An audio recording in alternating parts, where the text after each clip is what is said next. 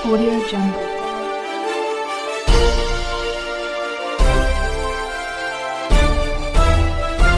Audio Jungle.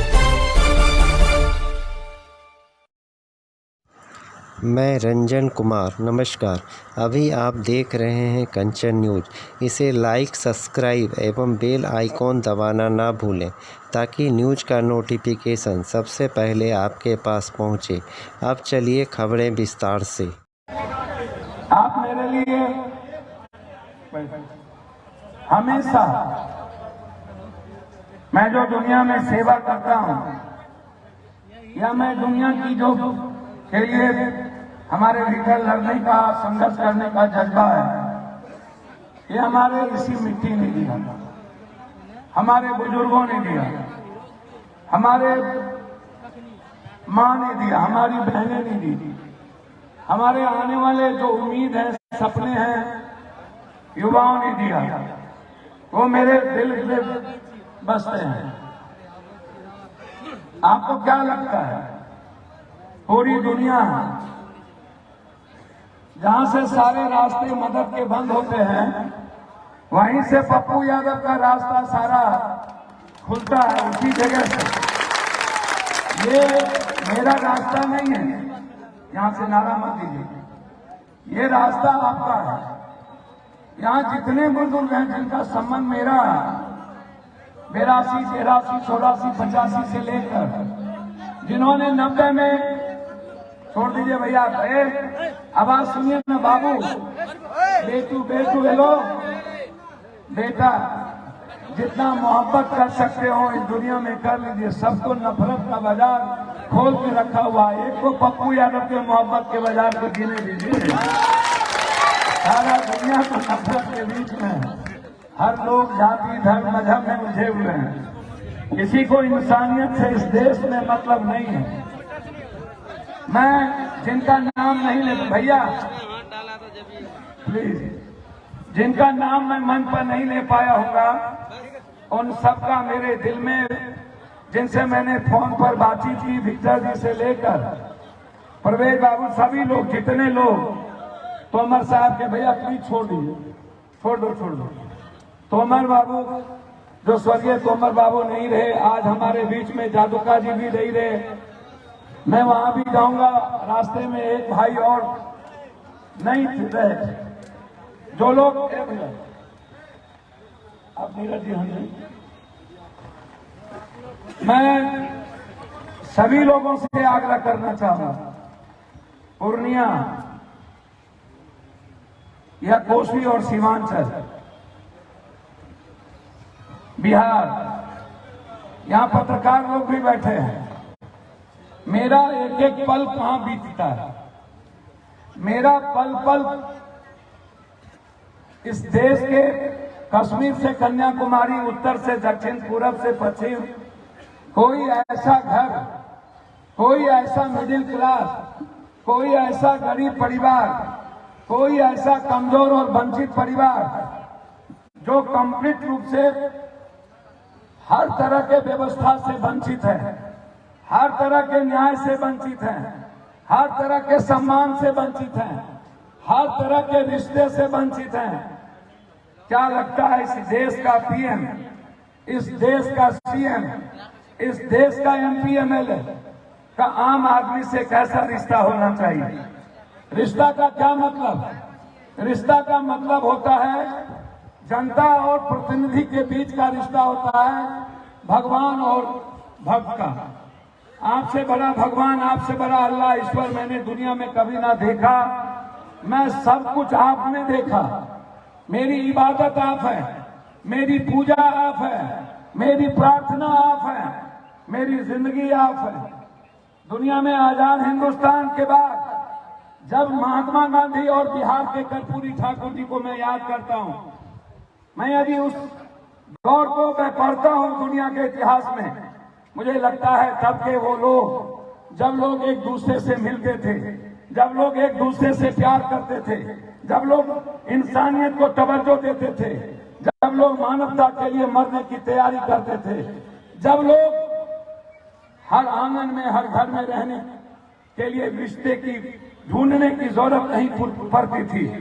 वो एक दूसरे से आंख में आंख मिला के बात करना, एक दूसरे से प्यार करना, एक दूसरे के करीब होना, एक दूसरे के बगैर नहीं जीना, एक दूसरे के दस्तरखान पे जाना, एक दूसरे के परिवार के बीच खाने और रिश्तों के बीच रहना, क्यों वो खत्म हो गया?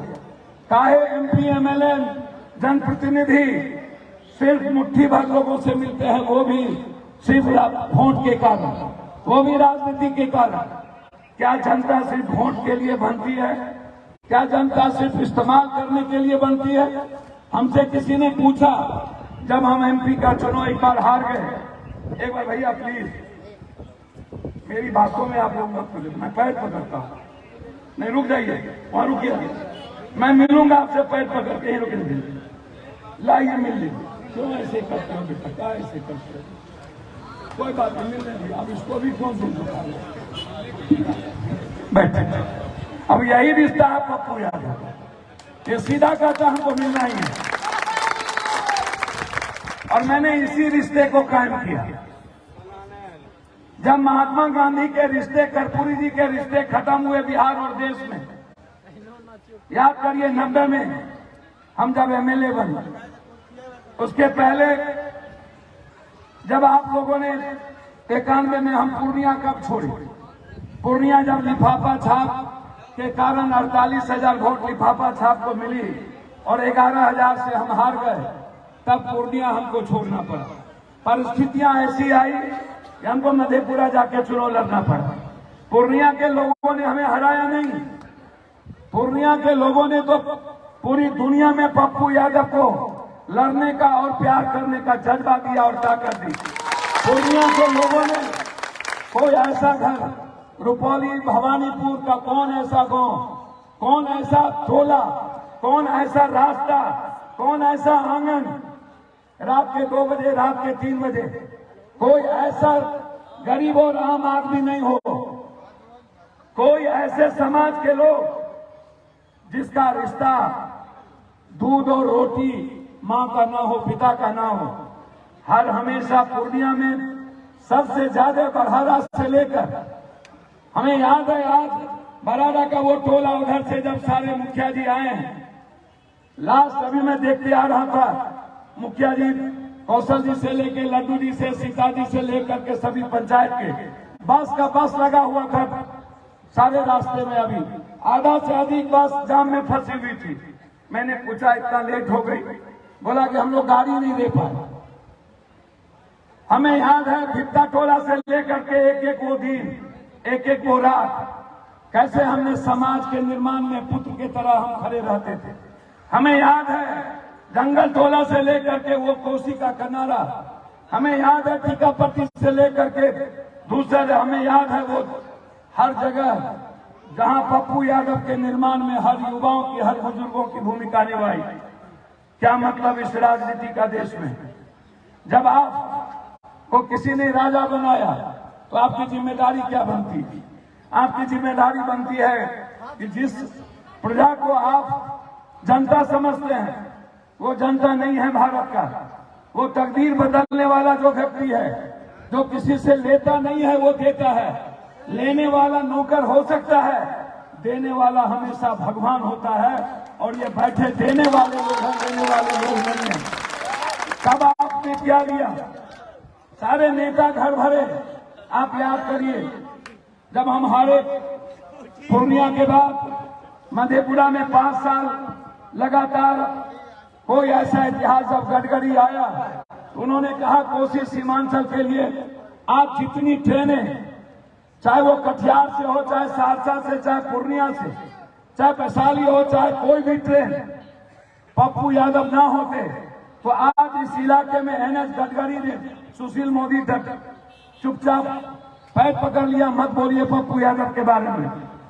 विजेंद्र जी मंच से भाग गए, लेकिन उन्होंने कहा कि जो ईमानदारी है, कोसी सीमांचल के सवाल पर लगातार 5 साल इस बिहार की लड़ाई को लड़ा तो अकेला पप्पू यादव था जो सदन में दुनिया में लड़ा। और उसने आज कौन MP क्यों नहीं बोलते, कोई MP MLA क्यों सदन में लड़ने की हिम्मत नहीं है? क्या कारण है? आप आज परेशान क्यों हैं?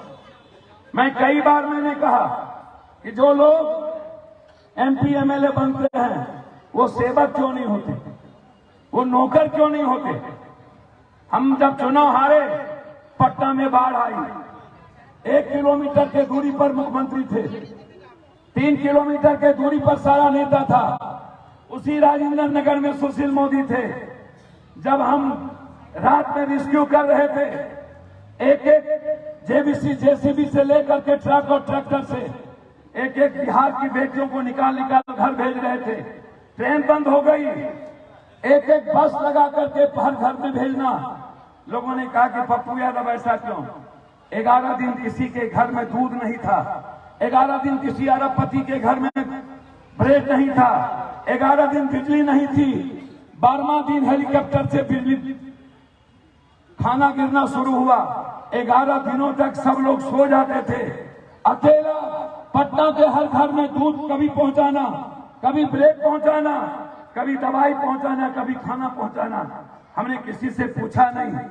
लोगों ने कहा क्या हो गया? जब मधेपुरा के लोगों ने जब हरा दिया, कोरोना आ गया, हमने पूछा? किसी से नहीं पूछा। जब पूरा दुनिया कोरोना से डर रही थी, अकेला पप्पू यादव कोरोना को डरा रहा था और हर घर में पप्पू यादव का कर दिया था। हमें तो आपने डरना सिखाया ही नहीं। मेरे मुंह में ग्लव्स नहीं था, मेरे हाथ में कोई ग्लव्स नहीं, मुंह में पट्टी नहीं थी। हमने सरकार जब छोड़ दिया कोटा में सारे बच्चों को, 3 ट्रेन लेकर के हमने पैसा जमा की और हमने कहा सरकार को हमें 3 ट्रेन चाहिए। जब सारे देश के बच्चे चले गए, सब बिहार का एक एक बच्चा जब कोटा में रो रो करके उसकी मां जब फोन करना शुरू किया, पप्पू मेरे बेटे को बचा लीजिए, हमारे बेटा के बचा ला, हमारी बेटी नहीं गए। 3 बच्चे हमारे मर गए थे। जब हम ट्रेन पर वहां पहुंचे तो सारे बच्चे को आप सपना नहीं सोच सकते उसकी उम्मीदें क्या थी। किस तरह वो सारे बच्चे बिहार आए। कितने दिनों के बाद प्रधानमंत्री से गुजारिश करते करते हम थक गए। हम मुख्यमंत्री से पैर पकड़ पकड़ के थक गए। हमने सारे एमपी से कहा कि जब आप वोट लेते हैं तब आप 1 करोड़ 2 करोड़ 4 करोड़ रुपया खर्च करते हैं। उस वक्त आपको मार्केटिंग के लिए सुस्ती है, उस वक्त आपके जेब में पैसा होता है। लेकिन आपके विधानसभा का बच्चा, आपके लोकसभा का बच्चा यदि आज परेशान है, कहीं मजदूर के पास 2000 रुपया खाने के लिए नहीं है, तो क्या आज आपके जेब में पैसा नहीं है? क्या आज आप जेब से निकाल के 2000 रुपया देने की हैसियत नहीं है? पूरे भारत में अकेला पप्पू यादव बाय अकाउंट 34 करोड़ रुपया हर मजदूरों को भेज करके बिहार बुलाया। बाय अकाउंट मेरे पास हमने एक एक दोस्तों से मांगा, हमने हाथ फैलाए, हमने कोई ऐसा घर नहीं था जिससे हमने हाथ ना फैलाए। हर दोस्तों से मांगकर भारत के हर मजदूर हो, चाहे वो यूपी का मजदूर हो, चाहे वो बंगाल का मजदूर, सिर्फ बिहार का नहीं, पैदल चले हम 100 किलोमीटर तक बिहारियों के साथ। पटना में 3 महीना तक साइकिल पर घूम घूम करके एक एक बिहारियों को खाना पहुंचाना। क्या वो मेरी जिम्मेदारी थी? क्या वो पीएम सीएम की जिम्मेदारी नहीं थी? कितने दिन के बाद आए वो कोरोना का वो काल, याद करिए क्या हालत थी। कहां से वो रेमडेसिविर पप्पू यादव ला करके पीएम को पहुंचाया? कहां से वो ऑक्सीजन? हिंदुस्तान का पीएम ऑक्सीजन नहीं दे पाया, लेकिन पूर्णिया का बेटा इस भारत के हर घर को ऑक्सीजन पहुंचाया। हिंदुस्तान का पीएम दवाई नहीं पहुंचा पाया, लेकिन पूर्णिया का यह बेटा, कोसी सीमांचल का यह बेटा हर व्यक्ति के हॉस्पिटल तक दवाई पहुंचाया। हर लोगों ने, हर नारा मत दीजिएगा, हर लोगों ने अपने भाई के लाश को छोड़ दिया था। हर बेटा ने अपनी मां के लाश को छोड़ दिया था। हर पिता ने अपने बेटे के लाश को छोड़ दिया था। हर बेटा ने अपने पिता के लाश को छोड़ दिया था। तब अकेला पप्पू यादव था, हर लाश को कंधे पर उठा के जलाने का काम करता। याद करिए, एक दिन में 2-2 से, भैया प्लीज, एक दिन में 2-2 सौ लाश। याद करिए वो पटना का सीन, भैया प्लीज याद करिए। जब मेरी गिरफ्तारी हुई थी, हमने क्या गुनाह किया था? हमने सारे अस्पताल में 7 लाख 5 लाख रुपया लेना बंद करवा दिया। हमने कहा ये बीमारी नहीं है। हम लड़े शुरू से। हमने कहा ये कोरोना नहीं है। कौन कहता है ये कोरोना जैसी बीमारी पोस्टमार्टम हुआ नहीं? फिर ये बीमारी आई कहां से? हम उस पर आज नहीं जाएंगे। लेकिन 46 लाख लोग भारत के मर गए। 46 लाख मरने के बाद बिहार में जितने लोग मरे, पप्पू यादव 3 महीने का खाना उसको अपने से पहुंचाया। जितने लोग बिहारी मरे, लेकिन बिहार और भारत का सरकार आज तक 1 रुपया मुआवजा नहीं दिया। आज तक भारत के सारे हिस्से गए। हमारी गिरफ्तारी 7:37 पे की गई। इसलिए की गई कि हमने एक नेता के घर से 86, राजीव प्रताप रूढ़ी के घर से हम 86 एम्बुलेंस निकाले। हमको इसलिए गिरफ्तार किया गया कि 1-2 मंत्री के घर से, अस्पताल से हमने 12 लाश निकाले। आश्चर्य होगा आपको, क्या गुनाह था? कब हम रुके? हमारे पास कभी पावर नहीं आई। हम कभी सत्य में नहीं गए। हमारा सुकरात की तरह सत्य के राह पर चलना गुनाह है क्या? इंसानियत के लिए बिना जात पात के हर आदमी से मोहब्बत करना, हर आदमी के पैर छूना गुनाह है क्या? क्या यह तरीका सही नहीं है? क्या कभी नेता नहीं मिलता है वो तरीका सही है? क्या कभी कोई पीएम किसी को हाथ न जोड़ता हो वो तरीका सही है? कभी सीएम और मंत्री एमपी किसी से ना मिलता हो वो तरीका सही है? कि हर घर में जाकर के पप्पू यादव बेटे से भी ज्यादा समर्पण के भाव से अर्जुन और कृष्ण के रिश्ता के तहत, हनुमान और राम के रिश्ता के तहत, हजरत और मोहम्मद के रिश्ता के तहत, अशोक और बुद्ध के रिश्ता के तरह, मीरा और कृष्ण के,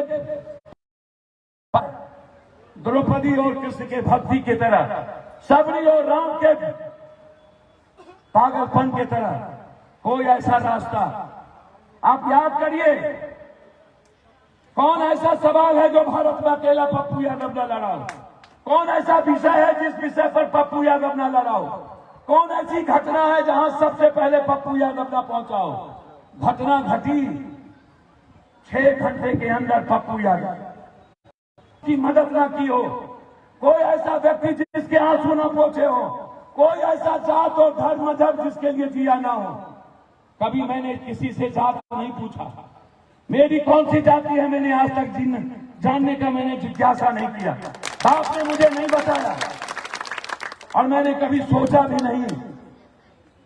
जाति मरता कौन है? मां कहीं और की, बाप कहीं और का, तब तो जाति नहीं पूछते हैं। शादी होती है कहीं और से, तब तो जाति नहीं पूछते हैं। पड़ोसी दूर कैसे हो जाता है इन नेताओं से?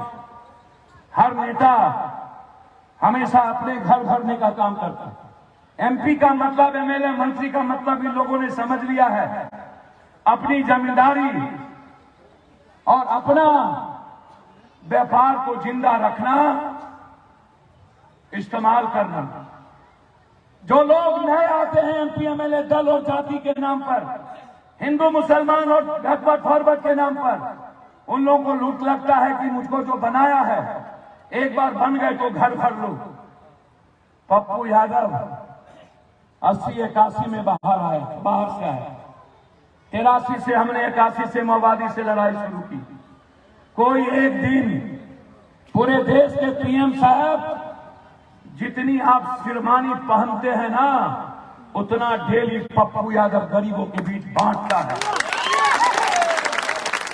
जितना ये लोग लूटा होगा, जितना हर दिन घर में भरा होगा, उतना हर दिन इंसान के घर पर भक्त के तरह खड़े होते हैं। हम इस देश में देने आए, हम इस देश में मुस्कुराहट को पैदा करने आए, हम इस देश में हर गरीबों के आंसू पोंछने आए, हम इस देश में कोई व्यापारी हो या कोई कर्मचारी, एक व्यापारी को कभी दर्द हुआ, हमने 1 मिनट के लिए देर नहीं किया। हमने लड़ाई लड़ी, 28 मुखिया को मारा गया, 2 दर्जन मुखिया मारे गए। सारे मुखिया जी के लिए, मुखिया जी की तनख्वाह की लड़ाई, सरपंच साहब की लड़ाई, वार्ड सदस्य की लड़ाई, आशा की लड़ाई, जीविका की लड़ाई। जब भी किसी व्यापारी पर जुल्म हुआ, पप्पू यादव वहां बंद किए। चाहे मुजफ्फरपुर बंद किया हो, चाहे घर तोड़ने की बारी राजीव नगर आया हो, नेपाली नगर आया हो, तब गोली चली हम पर। कटिहार में गोली चला के मार दिए 3 लोगों को, सब घर ढुके। महबूब आलम साहब वहां के माले के नेता, वहां के कांग्रेस के नेता सब चोट। अकेला पप्पू यादव को कटिहार बंद करना पड़ा। सारे 23 मुखिया जिला परिषद पर केस कर दिया गया। 302 का मुकदमा, डीएसपी और एसडीओ का बॉडीगार्ड गोली चलाया था, मैंने प्रूफ किया। उसके बावजूद सब पे मुकदमा। अंत में हमें बारसोई जाना पड़ा। कभी मोतिहारी बंद, कभी सीतामढ़ी बंद, कभी उस कोने में लड़ाई। आज ये हिम्मत कहां से आई? याद करिए, दिल्ली का वो घर आपका घर था, दिल्ली का वो घर भारत का अपना घर था, भारत के आम लोगों का घर था। एक भी व्यक्ति लौट के नहीं आता था। याद करिए बिहार का वो 25 नंबर बेली रोड, याद करिए वो मंडल कमीशन का दिन जब हम विधानसभा में थे। पूरे बिहार के लोग एक दिन में चाहे 2000 आवे चाहे 10,000, पटना से कोई भूखा नहीं जाता था। आज भी पटना का एम्स और पटना के सारे डॉक्टर, बिहार के डॉक्टर, नीतीश जी फोन कर दे, हो सकता है डॉक्टर ना छोड़े, लेकिन पप्पू यादव फोन कर दे, किसी की बाप की औकात नहीं, किसी गरीब के लाश को रखे। ये हिम्मत आज तक इस हिंदुस्तान में नहीं हुई। किसी आम आदमी के बच्चे और मां को 3 लाख रुपया, 2 लाख और 60,000 के चलते बंधक रख ले। चाहे पूर्णिया का कोई डॉक्टर हो या चाहे बिहार या देश का, आज भी हर शहर में 5 आदमी आपके सेवा के लिए खड़ा रहता है। हर व्यक्ति, क्या जिम्मेदारी है? क्या हो गया? हम पूर्णिया, बार बार हमसे पूछा जाता है, पूर्णिया में हमें कभी गठबंधन या जाति की जरूरत नहीं पड़ी। इस देश में एक इंसान है जिसने जाति धर्म नहीं देखा, सबको जरूरत पड़ी पार्टी की। ये गर्व है मुझे कि पूर्णिया ने 3 बार हमको निर्दलीय जिता करके बेटे की तरह भेजा। ये गर्व है मुझे कि मध्य कोसी के सिंहेश्वर ने पहली बार निर्दलीय बनाकर भेजा। ये गर्व है मुझे मधेपुरा सहरसा में बड़े नेताओं को सबसे ज्यादा कम, ये गर्व है। और हमको 3 लाख से जिता करके भेजा। आज हम आपके बीच सिर्फ एक बेटे की तरह आए हैं, एक भाई की तरह आए हैं, जो मेरे उम्र के हैं, जिसकी उम्र 60, 59, 58, 57, 60 हो गई। मेरे बीच पूर्णिया के सारे शीर्ष नेता, हमारे अध्यक्ष बबलू भगत से लेकर हमारे बीच सबको बोलना था, मोहम्मद सत्तार जी, दिवाकर चौधरी, अशोकदास राज, सभी लोग, सभी नेता, हमारे अध्यक्ष अरुण सिंह भी कटिहार से, सब लोग आए। हम ही एक ऐसा बेटा आपने पैदा किया, सब लोग कहता था पानी होगी। मैंने कहा जब पप्पू यादव निकलता है तो इंद्र भी बारिश करता है और पानी नहीं होगा, क्योंकि मैं इंद्र के लिए भी पागल हूं। हर विषय और हर विचार के लिए लड़ने वाला एक नाम पप्पू, हर इंसान के सवाल का एक नाम पप्पू, हर आंगन के खुशबू का एक उम्मीद पप्पू, हर जाति धर्म मजहब का एक विश्वास पप्पू। राजनीति हम ढूंढते ही किए होते तो बहुत पहले हम भी मुख्यमंत्री बन गए होते। हमने अपनी आइडेंटिटी और आइडियोलॉजी को दफन नहीं किया, हमने अपनी विचारधारा नहीं खोई। अन्यथा यदि हम गोगलई किए होते तो हम आज यहाँ नहीं होते। हम भारत के नंबर 1 नेताओं में ही नहीं, आज भी 7 करोड़ लोग देखता है पप्पू यादव को। आज भी 7 करोड़ सबसे ज्यादा सोशल मीडिया पर किसी को देखा जाता है वो पप्पू यादव है। सबसे ज्यादा भारत के गरीब किसी से उम्मीद करता है वो पप्पू यादव है। सबसे ज्यादा वो युवा जिसकी उम्र 24 से 29 साल है, जिसकी उम्र 16, 18 साल है, 15 साल है, वो 24 से 29 साल का युवा 42% भारत का वो यूथ जो बेरोजगार है, जिसके हाथ में हमने कुछ नहीं दिया, वो भटका हुआ है, उसके सारे सपने और उम्मीद से पप्पू यादव है। हर बेटी और माँ जब कोई घटना घटती है तो कहता है बेटा पप्पू को बुला दो। हर कोई बहन पर जुल्म होता है, कहता है बेटा पप्पू को बुला दो। ये उम्मीद नरेंद्र मोदी से क्यों नहीं है? ये उम्मीद नीतीश जी से और लोगों से क्यों नहीं है? ये उम्मीद सिर्फ आपने पैदा किया है। जो संस्कार पप्पू यादव को आप लोगों ने दिया था, उस संस्कार को हमने दुनिया में जिंदा किया। हम हर दिन मरने के जज्बात से निकलते हैं। हमें जीने की बहुत चाहत कभी नहीं रही। बस कभी कोसी में, कभी महानंदा में, कभी गंडक में, कभी केहर में, कभी कन्नड़ में, कभी गंगा में, कभी सोन में, कभी कमला में, कभी बलान में। हर दिन वही बात, हर दिन वही। क्या हुआ कोसी सीमांचल की गरीबी का? याद करिए 90 में जब पूरे भारत में 2 घंटा बिजली नहीं होती थी, पूर्णिया को 23 घंटा बिजली एक मासूम बच्चा ने दिया था, जिसको आपने पैदा किया था। हिम्मत थी किसी को, हिम्मत थी मधेपुरा सिंहेश्वर में किसी बीडीओ सीओ को कि वो किसी से बेईमानी कर ले? मैं आपको वचन देता हूं, याद करिए वो दिन जिस दिन मेडिकल सिस्टम में 91 में पप्पू यादव की लड़ाई हुई थी। याद करिए बिजली आधे घंटे के लिए गायब होता था तो क्या बोले जाते थे, क्या कहते थे? पप्पू यादव नहीं है। वैसे ही आज जब कोई घटना घटती है, आधे घंटे के अंदर बिहार और देश का लोग कहता है कि लगता है पप्पू यादव ने सोशल मीडिया पर घटना को नहीं देखा है। यह सवाल जो 90 में था कि पप्पू यादव आएगा तो सब ठीक होगा, वही सवाल 23 में भी है कि पप्पू यादव के बगैर कुछ भी ठीक नहीं होगा। यही सवाल 20 साल मुख्यमंत्री हैं, 10 साल देश का पीएम, अभी भी उनको हिंदू मुसलमान से फुर्सत नहीं। 10 साल में भी हिंदू खतरे में है, 10 साल में भी जात खतरे में है, 20 साल रहने के बाद जाति खतरे में है। गैस के सिलेंडर, हम कभी कभी सोचते हैं, यदि मैं बात करूं अमित शाह जी आपसे, जब आप आते हैं अमित भाई तो आप चीनी मिल की बात क्यों नहीं करते? आप कटिहार जूट मिल की बात क्यों नहीं करते हैं? आप मखान की खेती की बात क्यों नहीं करते हैं? आप मक्का की दाम की बात क्यों नहीं करते हैं? आप पूर्णिया एयरपोर्ट की बात क्यों नहीं करते हैं?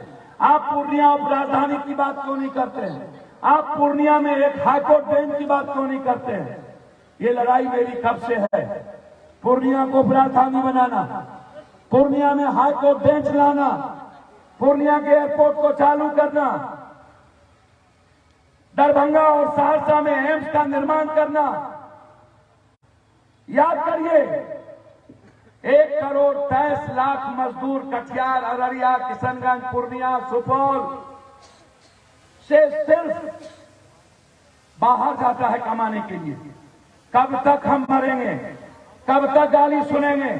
कब तक हम मजदूरी करने बाहर जाएंगे? यदि आज जूट की फैक्ट्री क्यों बंद हो गई? आज जूट का दाम क्यों कम, जूट पैदा होना क्यों कम हो गया? आप क्यों नहीं मखान की फैक्ट्री की बात करते हैं? मधेपुर में एक सबसे बड़ा दूध की फैक्ट्री थी गुजरात में और मधेपुर में, क्यों बंद हो गया? क्यों मधुबनी का तीनों चीनी मिल बंद हो गया? हमारी लड़ाई भवानीपुर के उस गांव की है जहां लोग पैदा करते हैं लेकिन उसको कीमत नहीं मिलती है। हमारी लड़ाई उस जनप्रतिनिधि के लिए है जिससे आप काम को लेते हैं, उसको तनख्वाह नहीं देते हैं और उल्टे आप दादागिरी दिखाते हैं। कब तक ऐसे पंचायत के आप समाज के अंतिम व्यक्ति के जनप्रतिनिधि पर दादागिरी करिएगा? हमारी लड़ाई उसको लेकर के। इसीलिए मैं आज भवानीपुर, इसके पहले कोरहा में हमने सारे बुजुर्ग और सम्मानित साथियों को निमंत्रण दिया था और कोरहा फलका के लोगों ने जिस तरीके से आशीर्वाद दिया, मैंने कहा जहां मैं लोकसभा का शुरू से रहा हूं वो सबसे ज्यादा मेरे दिल में, मेरे जान और जिगर में सबसे ज्यादा जहां मैंने अपने खून पसीने दिए, जहां मैंने हर घर के लिए रिश्ता दिया, वो था रुपौली, भवानीपुर, बराड़ा का ये इलाका। इसीलिए मैंने दूसरे बार मैं यहां चयन किया। मैं आपको वचन देता हूं, जिस दिन पूर्णिया की काउंटिंग होगी उसी दिन से यहां का कलेक्टर हो या एसपी, यहां का डॉक्टर हो या यहां का बीडीओ और सीओ, हर गरीब पप्पू यादव होगा और आजादी का सीमा उसी दिन से तय होगी। ना कोई लूट पाएगा, ना कोई 1 रुपया ले पाएगा, ना कोई थानेदार किसी पर दबंगई कर पाएगा, ना किसी गरीब का कोई जबरदस्ती घर चुकेगा। याद करिए, जब तक हम जिंदा रहे हैं हमने आज तक जुल्म कहीं नहीं होने दिया। चाहे पटना में नीतीश जी बैठते हो, वहां भी हर अपराधी माफिया दलाल के खिलाफ पप्पू यादव का संघर्ष रहा है। हर सिस्टम जो आम आदमी को परेशान करता है उसके खिलाफ पप्पू यादव लड़ा है। मैं किसी भी आम आदमी गरीब के जिंदगी में दखल देने वाले ताकत को मिटा देना चाहता हूं। मैं नहीं चाहता हूं आम आदमी के जिंदगी में कोई दखल दे। आम आदमी भगवान की तरह जिए और जाए ब्लॉक तो वीडियो खड़ा होकर के गरीब का सम्मान करे। ये मैं आपको वचन देता हूं। यदि भारत का सबसे बड़ा आजादी का वो पूर्णिया एक गवाह न बने। आप मेरे बारे में जानते हैं, हर दिन आप सोशल मीडिया पर देखते हैं पप्पू यादव के जाने के बाद न्याय मिलती। ये तो मेरा घर है और मैं यहां आजादी भ्रष्टाचार से सबसे पहले शुरू करूंगा। चाहे वो बिजली में भ्रष्टाचार हो, चाहे वो ब्लॉक सीआई कर्मचारी में भ्रष्टाचार हो, चाहे जनप्रतिनिधि का कोई सम्मान न करता हो, मैं जिंदा जब तक रहूंगा, चाहे वो मुखिया जी हो, सरपंच, वार्ड सदस्य, मेरा सम्मान तो भगवान की तरह है ही। हर पदाधिकारी को उनका सम्मान भगवान की तरह करना होगा। ये मैं आपको गारंटी के साथ कहता हूं। मेरी लड़ाई यहां है, मेरी लड़ाई हर वार्ड काउंसलर के अधिकार के लिए। हम यहां कभी आपने नहीं देखा हमको राजनीति करते। पप्पू यादव ने राजनीति का मतलब भारत में नेताओं को सिखाया है। राजनीति का मतलब होता है सेवा, राजनीति का मतलब होता है मदद, राजनीति का मतलब होता है इंसानियत, राजनीति का मतलब होता है नफरत को मिटा के मोहब्बत को जिंदा करना, राजनीति का मतलब होता है बिना जाति के इंसान को अपना समझना, राजनीति का मतलब होता है कि किसी भी जाति धर्म में फर्क न करना, हर धर्म मजहब के लोगों को स्वतंत्रता से जीने का अधिकार, हर जाति को मुस्कुराने का अधिकार, चाहे वो ऊंची जात हो या पिछड़ी, कोई बैकवर्ड फॉरवर्ड करके नहीं। विचारों की लड़ाई होगी, लड़ाई महिला आरक्षण की होगी, उसमें एसटी एससी का कोटा, उसमें माइनॉरिटीज का कोटा, उसमें अत्यंत पिछड़ी जाति का कोटा, निषाद हो, जोला हो, शर्मा हो, तत्वा हो, मला हो, केवट हो, बीन हो, धानुक हो, मंडल हो, दुनिया हो, चंदवंशी हो, निषाद हो, शर्मा हो, जो लोग यहाँ हमारे विधायक शर्मा जी चुनाव लड़े थे, चाहे जिस वर्ग का समाज का हो, उसकी भागीदारी, ये लड़ाई हम लड़ेंगे। हम ये लड़ाई जरूर लड़ेंगे जिसमें 67% आरक्षण अत्यंत पिछड़े ST SC और OBC की बात होगी। हम ये लड़ाई लड़ेंगे कि हमारे बैकलॉग को भरा जाए और 42% जो यूथ है, जो बेरोजगार है, जिसकी उम्र 24 से 29 है, वो किसी जात का हो, उसकी आजादी। हमारी लड़ाई ये होगी।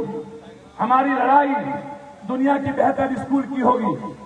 हमारी लड़ाई 1 नेशन 1 एजुकेशन का होगा। हमारी लड़ाई 1 नेशन 1 हेल्थ का होगा। किसी पर 1 रुपया नहीं लगने देंगे। जब तक जिंदा रहेंगे तब तक किसी गरीब को इलाज में 1 रुपया पप्पू यादव नहीं लगने देगा। ये मेरी लड़ाई है। मेरी लड़ाई ऐसी है। मेरी लड़ाई ये कौन जात, ये राजपूत, ये भूमिहार, ये गुनिया, ये शेरशाबादी, ये सुरजापुरी, ये शेखरा, ये कुलैया, ये शेख, ये नुनिया, ये चंदवंशी। हमारी लड़ाई हर दिन हर परिवार के न्याय के लिए। हमारी लड़ाई हर दिन जिस जेब में अभाव में जीता हो, उसके जेब में पैसा ना हो, पप्पू यादव मर जाए या किडनी बिक जाए, हमारे जीते जी अभाव में कोई परिवार का आंसू नहीं बहे। मेरी लड़ाई नहीं है। मेरी लड़ाई इस कपड़े को बेच करके इंसान को देने की औकात है। मेरी लड़ाई मेरे शरीर के खून का एक एक कतरा शरीर से निकाल कर किसी की जिंदगी बचाने की ताकत है। और ये ताकत से पूर्णिया और कोशिश सीमांचल के लोगों ने दिया। मेरा रिश्ता वो है आपसे। मेरा रिश्ता राजनीति का नहीं है। आप जाइए, सोचिएगा, घर में बैठिएगा, क्या पप्पू यादव सही या पार्टी सही, गठबंधन सही या पप्पू सही, बेटा सही या दिल्ली की कुर्सी सही, दिल्ली की सरकार सही कि पूर्णिया की सरकार सही? ये लड़ाई के बीच लड़ाई होगी। लड़ाई दिल्ली और पटना और पूर्णिया के बीच होगी। दिल्ली के सरकार और पटना के सरकार को कह देना चाहता हूं, ये मिट्टी और ये रोटी और ये बेटी और ये मां पप्पू यादव की महक और पप्पू यादव की जिंदगी और सांस और खून में है। जब तक जिंदा रहेंगे इस दूध और मिश्री के तरह 7 जन्म में भी पप्पू यादव के रिश्ते को कोई अलग नहीं कर सकता। हमने कभी राजनीति नहीं की। यदि आपको लगता हो कि पप्पू सही में राजनीति नहीं करता, पप्पू सही में आपके घर के आंगन का खुशबू है, पप्पू जी सही में आपका भाई है, जाएंगे हाथ पकड़ के काम कर सकते हैं। रात के 3 बजे जब तक आदमी सो नहीं जाता है तब तक मैं जगा रहता हूं। 2 घंटा सोने वाला पप्पू 24 घंटा में 23 घंटा मजे लेने वाला नहीं था। 600 किलोमीटर चलने वाला पप्पू और 1 महीने में 100 किलोमीटर नहीं चलने वाला भी नहीं था। कौन चाहिए आपको? जो रात भर 24 घंटा जग के हर इंसान की सेवा करता हो वो, या 5 साल में पैसे की झुंझुना बजा करके और अपनी औकात दिखाता और चुनाव के वक्त हिंदू मुसलमान और बैकवर्ड फॉरवर्ड जाति के नाम पर आप को इस्तेमाल करता है, या वो पूर्णिया। मुझे उम्मीद है कि पूर्णिया की मां का आंचल और हमारे हम उम्र के भाइयों का खून और हमारे बुजुर्गों का आशीर्वाद अपने बेटे के लिए आज भी जिंदा है। और यदि रुपौली भवानीपुर की मां जो हमारे लिए पीछे बैठी है, जो भी मां बहन जहां से आई है और मेरी आवाज भवानीपुर के एक एक व्यवसायी भाई सुनते हो, मैंने हमेशा बिहार और हर व्यवसायियों के लिए दिया है। आप दुनिया में किसके लिए जीते हैं मैं नहीं जानता। यदि दिल के कोने में कहीं भी आपको लगता है कि आपके हर परेशानी में, हर संकट में, हर दुख में, हर तरह के कष्ट में, हर तरह के श्राद्ध में, बरखी में, शादी में, हर तरह के निकाह में, हर तरह के मिट्टी में यदि पप्पू यादव आपके बीच है तो आप पप्पू को बेटा मान लीजिएगा। माने हुए ही थे, माने हैं। हमसे कभी कोई भूल तो आज तक होती नहीं है। हम जिस हाल और जिस परिस्थिति में रहते हैं सिर्फ इंसानियत और मानवता के लिए जीते हैं। हमारे इसमें बहुत सारे रिश्तेदार बुजुर्ग जिसका नाम मैं नहीं ले पाया, बहुत सारे लोग हैं जिसमें यहाँ बैठे हैं, मैं देख रहा हूँ, जिसका रिश्ता यहाँ नीचे में बैठ गए हमारे जनाब भाई साहब बहुत सारे रिश्ते जो पीछे बैठे हैं, मैंने सबके चेहरे को देखा, चाहे जिधर हो इधर हो, पीछे हो, मुखिया जी हो, प्रमुख साहब हो, मैंने बहुत लोगों का नाम नहीं ले पाया। आप मेरे लिए हमेशा आप याद करिए, आपका बचपन मेरे साथ भी था, मेरे लिए आप अनुकरणीय हैं। न्यू अपडेट के लिए देखते रहिए मैं रंजन कुमार कंचन न्यूज।